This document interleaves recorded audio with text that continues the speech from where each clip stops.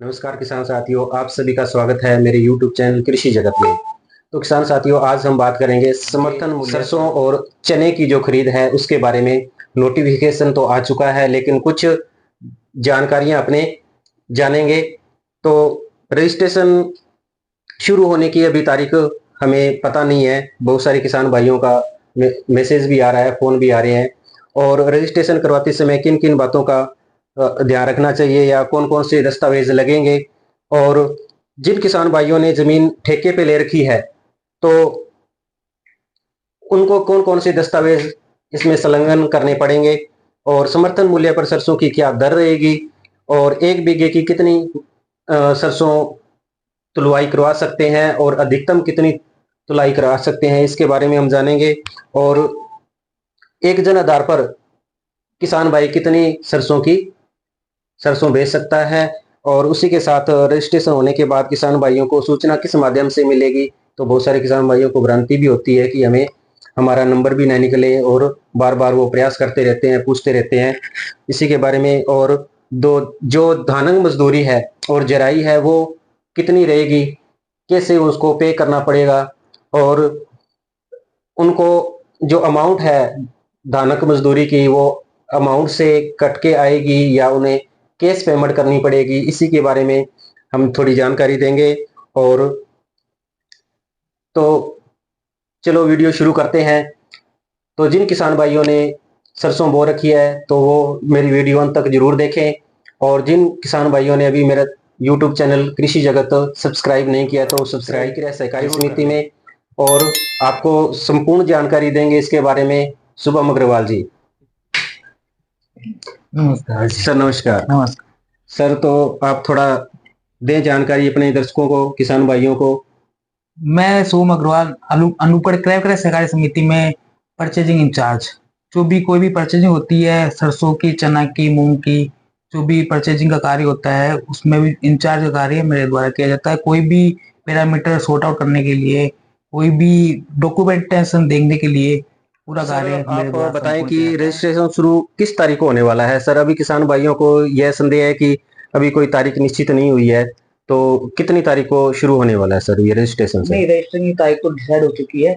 1 तारीख से 1 अप्रैल से ऑनलाइन की डेट डिसाइड हो हाँ गई है। जी। 1 तारीख से ऑनलाइन चालू हो जाएंगे एवं 10 तारीख से 10 अप्रैल हाँ से खरीद भी स्टार्ट हो जाएगी। 10 तारीख से किसानों को जी। मैसेज पहुंचना स्टार्ट हो जाएंगे हाँ। एवं किसान अपना माल सरसों एवं चना लेके सेंटर पे आ सकता है 10 तारीख के तो बाद। सर रजिस्ट्रेशन करवाते समय सर कौन कौन से दस्तावेज लगाने होंगे साथ में सर रजिस्ट्रेशन करते समय रजिस्ट्रेशन सर। के टाइम पे एक तो चाहिए अपन को जन आधार कार्ड हाँ चाहिए। जी सर। जन आधार कार्ड में ऑटोमेटिक ही वो मेनू ऑटोमेटिक फेच करेगा कैंडिडेट को किस कैंडिडेट के नाम पे गिरदावरी है। गिरदावरी जिसके नाम पे उसी के नाम पे वो ऑनलाइन करवाने हाँ जी पड़ेगी। सर। जैसे यदि पिता के नाम पे तो पिता के नाम पे होगा, या खुद के नाम पे तो खुद के नाम पे ऑनलाइन करेगा। जिसके नाम पे गिरदावरी उसी के नाम पे ऑनलाइन कराना पड़ेगा। जी। ऑनलाइन कराते टाइम पे केवल जन आधार कार्ड और केवल गिरदावरी चाहिए। हाँ जी सर। बैंक का अकाउंट नंबर ऑटोमेटिक फेच करता है, फेच करेगा।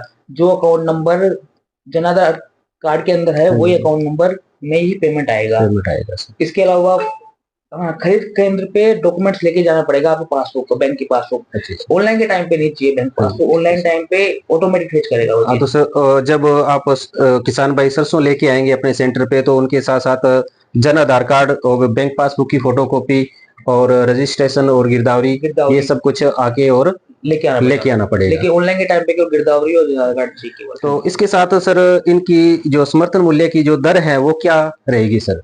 अपने जो सरसों की दर है वो 5,950 रुपए है। हाँ जी। और जो चने की दर है वो 5650 रुपए है। हाँ जी ठीक है सर। ये पूरी अमाउंट ही किसान हाँ के खाते में जाएगी, इसमें जी। किसी भी प्रकार की कोई कटौती नहीं है। हाँ जी। पूरी तो कंप्लीट अमाउंट जाएगी ये। तो सर चना और जो अपनी जो मस्टर्ड है वो इसकी मिनिमम और मैक्सिमम दर तुलाई कितनी होगी सर, ये आप बताएं दर्शकों को थोड़ा सा सर। मिनिमम का तो देखो, अभी मिनिमम तो जमीन के ऊपर डिपेंड करती है। हाँ जी सर। किसान के पास में कितने बीघा जमीन है हाँ जी।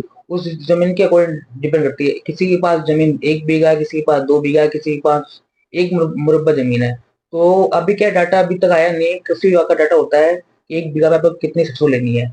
अब जैसे ही 1 बीघा पे सरसों का आएगा, मैक्सिमम सरसों लेनी है 25 क्विंटल। हाँ जी। 25 क्विंटल की पच्चीस तुलाई क्विंटल होगी। माना कि 4.5 बीघा का 4.5 क्विंटल का आता है 1 बीघा पे। अच्छा अच्छा। तो 6 बीघा पे ही वो पूरी हो जाती है। छह ठीक है बीघा पे सर। 25 हो जाएगी। हाँ तो जी। आपको मैक्सिमम 25 क्विंटल की सरसों चाहिए होती है केवल। है अभी सर। एक गिरदावरी पे या एक जन आधार कार्ड पे 25 कुंटल सरसों की ही गाइडलाइन है। हो सकता है आने वाले टाइम में सरकार इस लिमिट को बढ़ा के 40 कुंटल कर दे, क्योंकि लास्ट हम्म, टाइम तो नहीं हुआ था, इससे लास्ट पिछली बार 40 कुंटल हुआ था। अभी हम्म, मूंगफली में भी रिसेंटली हम्म। 40 कुंटल का लिमिट आई थी। तो इसके साथ सर एक समस्या और भी देखने को मिली है सर, जैसे एक परिवार में एक ही जन आधार है और पति और पत्नी के दोनों के नाम जमीन है सर, इसमें क्या दोनों की तुलाई हो सकती है या एक ही तुलाई होगी सर? नहीं, ये थोड़ा सा उसमें और बताएं सर, उसमें ध्यान केवल एक रखना। की तुलाई हो सकती है। हाँ जी। उसमें क्या होता है कि जैसे एफसीआई में तो सहमति पत्र का प्रावधान होता है, हाँ जी। लेकिन हमारे क्या है कि जिसके नाम गिरदावरी है हाँ उसी जी। के नाम तुलाई हो सकती है। अब जैसे पति पत्नी के नाम पे, तो उसमें हम क्या करते हैं कि जिसके नाम पे ज्यादा जमीन है हाँ जी। उसके नाम की गिरदावरी मान्य करके उसकी तुलाई करवाते हैं। जैसे पत्नी के नाम कम है और पति के नाम ज्यादा है, तो पति के नाम की गिरदावरी मान्य करके और उसके अकॉर्डिंग हम अच्छा अच्छा। तुलवाते हैं। लेकिन तुलाई केवल एक की गिरदावरी की काउंट होगी, ना कि दोनों की सहमति होगी उसके अंदर। ये एक खामी भी मान सकते हो आप, कुछ ही मान सकते हो, हाँ लेकिन जी। ये हाँ जी। गाइडलाइन आगे से आई हुई है हमारे पास ठीक में। है सर। तो इसी के साथ सर एक और भी इस समस्या देखने को मिलती है कई बार, कि हमने पिछले साल भी देखी थी कि जो जिन भाइयों ने ठेके पे जमीन ले रखी है, हम्म। तो उनको क्या दस्तावेज लगाने होंगे और क्या ठेकानामा किस समय का होना चाहिए और कितने रुपए के स्टाम्प पे लिखा होना चाहिए सर? ये थोड़ी सी जानकारी होती है दर्शकों को सर। देखो, अपने ठेकानामा का क्या होता है प्रोसेस, अपने ठेकानामा होता है वो बुआई से पूर्व की अवधि का होता है। हाँ जी। हाँ अब जी। बुआई अपने सितंबर से नवंबर के बीच नवंबर में के करते हैं, 20 में करते हैं तो सर। उससे पूर्व की अवधि का अपने स्टाम्प मान्य होता है, और वो स्टाम्प 100 रुपए के स्टाम्प पे मान्य होता है। और स्टाम्प पे क्या हो, स्टाम्प होना चाहिए मालिक के नाम पर, हाँ जी। ना कि ठेके लेने वाले के नाम हाँ पे। जी। और स्टाम्प मालिक के नाम पे होना चाहिए, मालिक ही लिख के देगा स्टाम्प को हाँ जी। हाँ जी। 100 रुपए के स्टाम्प पे। और मालिक के नाम पे गिरदावरी होनी चाहिए। ठेकेनामा कोई भी लिख सकता, कोई दिक्कत नहीं है, लेकिन बुआई से पूर्व का ठेकेनामा होना चाहिए और वैलिड हाँ होगा। और खरीद के टाइम पे ओरिजिनल ही स्टाम्प जी। चाहिए होता है, फोटोकॉपी मान्य नहीं होती, ओरिजिनल स्टाम्प चाहिए होता है। तो या तो 1 अप्रैल से हो सकता है या सितंबर माह का भी हो सकता है, जिस समय अपने बुआई करते हैं अब तो बुआई वो। से पूर्व का आप कभी भी हाँ। लेके आओ, हाँ जी। कोई हाँ जी। दिक्कत नहीं है। ठीक है बुआई सर। से पूर्व कोई दिक्कत नहीं है, कभी कभी कभी लेगा, सितंबर से नवंबर से पहले कभी लिया हो आप। सर इसके साथ देखो, रजिस्ट्रेशन होने के बाद किसान भाइयों को सूचना किस माध्यम से दी जाएगी सर? कैसे पता चलेगा कि किसान भाइयों को कि हम हमारा रजिस्ट्रेशन या टोकन नंबर उनका आ चुका है, तो सूचना सूचना? का माध्यम अपना होता है, जैसे क्या होता है, जैसे वीक आज फ्राइडे हो गया है, फ्राइडे पे क्या होता है, नेक्स्ट वीक तक के पूरे के टोकन हम एक साथ जारी करते हैं। फ्राइडे को मैसेज आया किसान के पास में एक साथ, हाँ फ्राइडे जी। से फ्राइडे को मैसेज आएगा, अगले Monday Tuesday Wednesday Saturday Friday तक का मैसेज आएंगे। हाँ जी। पिछले फ्राइडे को हाँ जी। वो मैसेज आएंगे। यदि किसान की क्वांटिटी कम है हाँ जी। तो व्यक्तिगत फोन भी किया जाता है, लेकिन चांसेस कम होते हैं फोन करने के, मैक्सिमम मैसेज ही किया जाते हाँ हैं। जी। और मैसेज जयपुर हेडक्वार्टर के माध्यम से हाँ आते जी। हैं। हाँ जी।